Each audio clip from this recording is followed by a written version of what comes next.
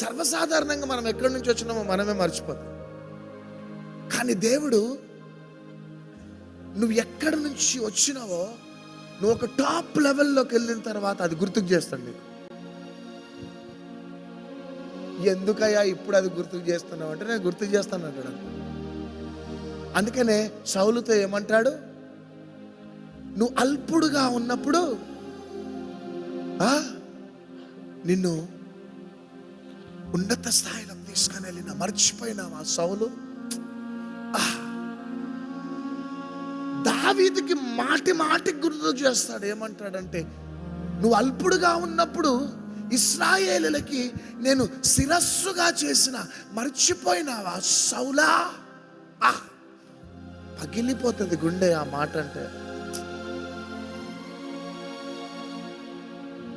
ఎప్పుడండి ఇశ్రాయేలులను ఐగుప్తు నుంచి విడుదల చేసింది? కానీ ఇర్మియా గ్రంథంలో కూడా నేను ఐగుప్తు నుంచి మిమ్మల్ని విడుదల చేసిన మర్చిపోయినరా అంటారు. ఎప్పుడు? 800-900 సంవత్సరాల తర్వాత. దావీదుతో అంటాడు, నువ్వు గొర్రెల కాపరి, గొర్రెల దొడ్డిలో ఉంటే నిన్ను లేపి సింహాసనం మీద నిలబెట్టిన, కూర్చోబెట్టిన మర్చిపోయినావా? ఎందుకంటే మన ఈగో చనిపోవటానికి.